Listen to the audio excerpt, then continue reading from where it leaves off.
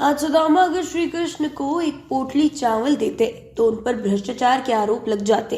कल की धाम की आधारशिला रखने के बाद बोले पीएम मोदी बोले आज सुदामा की श्री कृष्ण को पोटली देते वीडियो निकल जाती। पीएम मोदी ने कहा कि आज आचार्य प्रमोद ने कहा कि उनके पास मुझे कुछ देने के लिए नहीं है, मैं सिर्फ भावना दे सकता हूँ। अच्छा हुआ कि इनके पास देने के लिए कुछ नहीं है।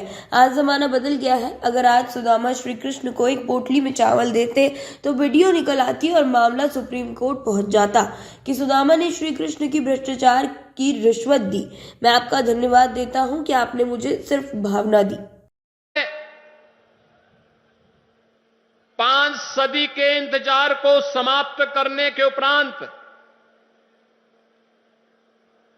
प्रभु श्री रामलला के भव्य मंदिर को बनाने और रामलला को विराजमान करवाने के उपरांत पहली बार संयुक्त अरब अमीरात के अबू धाबी में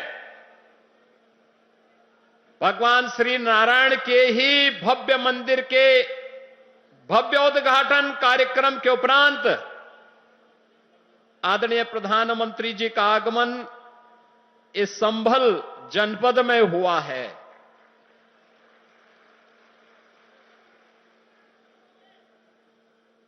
बहनों और भाइयों, हम सबको इस बारे में देखना होगा। पिछले 10 वर्षों में हमने एक भारत का दर्शन किया है। एक नया भारत है, जिस नए भारत में हर नागरिक को सुरक्षा भी है और राष्ट्र को समृद्धि के नए सोपान तक पहुंचाने का संकल्प भी है।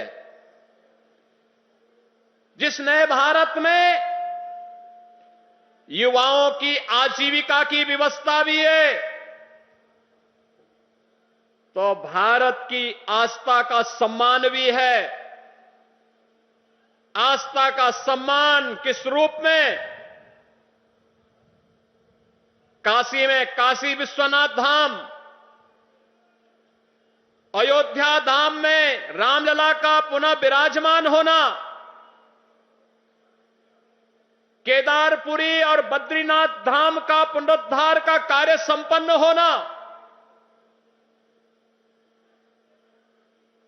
महाकाल में महालोक की स्थापना होना। आज तो भारत की विरासत भी सम्मानित होती है वैश्विक मंच पर। जब योग को वैश्विक मान्यता मिलती है और 21 जून की तिथि को दुनिया के लगभग 200 देश एक साथ जब भारत के अंदर किसी एक स्थान पर प्रधानमंत्री मोदी जी के नेतृत्व में करोड़ों भारतीय योग की सुविधा के साथ जुड़ते हैं, तो दुनिया के 200 से अधिक देश भी भारत की ऋषि परंपरा के इस प्रसाद के साथ जुड़ते हैं। कुंभ का आयोजन यूनेस्को के द्वारा मानवता के मूर्त सांस्कृतिक धरोहर के रूप में से मान्यता देना हो, या फिर अबू धाबी में भी किसी हिंदू मंदिर का होना, जो कभी कल्पना थी आज वह साकार हो रही है। यही नहीं, भारत के अंदर जो पहले असंभव था आज वह संभव हुआ है। जो पहले नामुमकिन था आज मुमकिन हुआ है, और वह इसलिए हुआ है क्योंकि आपके पास एक यशस्वी नेतृत्व है जो भारत को समझता भी है। आराधना कर रहे हैं हजारों वर्ष बाद की आस्था, और अभी से उसकी तैयारी, यानी हम लोग भविष्य को लेकर कितने तैयार रहने वाले लोग हैं। इसके लिए तो प्रमोद कृष्ण जी वाकई सराहना के पात्र हैं। मैं तो प्रमोद कृष्ण जी को एक राजनीतिक व्यक्ति के रूप में दूर से जानता था, मेरा परिचय नहीं था।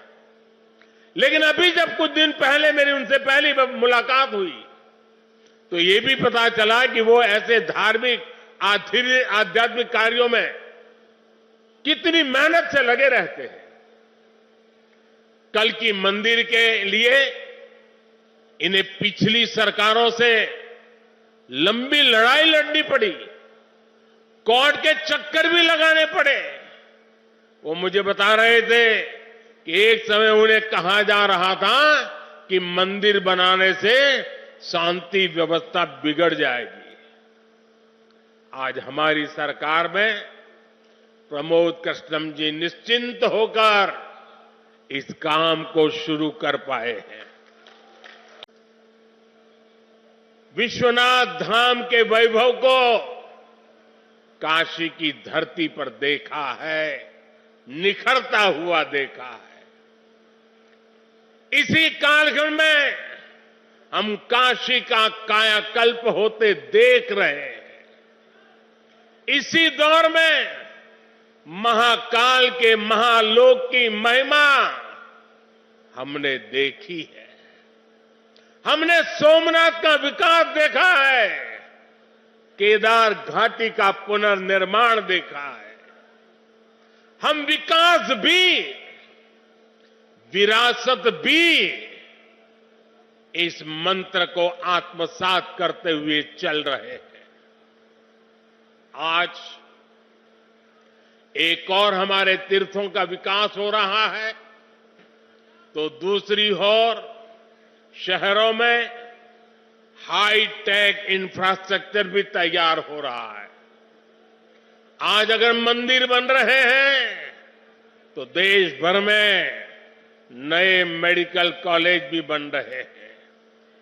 आज विदेशों से हमारी प्राचीन मूर्तियां भी वापस लाई जा रही है और रिकॉर्ड संख्या में विदेशी निवेश भी आ रहा है। ये परिवर्तन प्रमाण है साथियों, और प्रमाण इस बात का है समय का चक्र घूम चुका है। एक नया दौर आज हमारे दरवाजे पर दस्तक दे रहा है। ये समय है हम उस आगमन का दिल खोलकर स्वागत करें।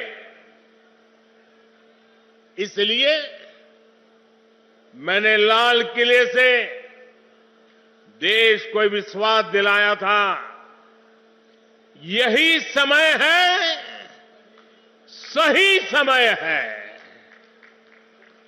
साथियों, जिस दिन अयोध्या में राम मंदिर की प्राण प्रतिष्ठा हुई थी, तब मैंने एक और बात कही थी। 22 जनवरी से अब नए काल चक्र की शुरुआत हो चुकी है। प्रभु श्री राम ने जब शासन किया तो उसका प्रभाव हजारों वर्ष तक रहा। उसी तरह राम लला के जाती है। इसी बीच हम देश से सैकड़ों किलोमीटर दूर अरब की धरती पर अबू धाबी में पहले विराट मंदिर के लोकार्पण के साक्षी भी बने हैं। पहले जो कल्पना से भी परे था, अब वो हकीकत बन चुका है। और अब हम यहां संभल में भव्य कल की धाम के शिलान्यास के गवाह बन रहे हैं। भाई और बहनों, एक के बाद एक ऐसे आध्यात्मिक अनुभव, सांस्कृतिक गौरव के ये पल हमारी पीढ़ी के जीवन काल में इसका आना इससे बड़ा सौभाग्य क्या हो सकता है। इसी कालखंड में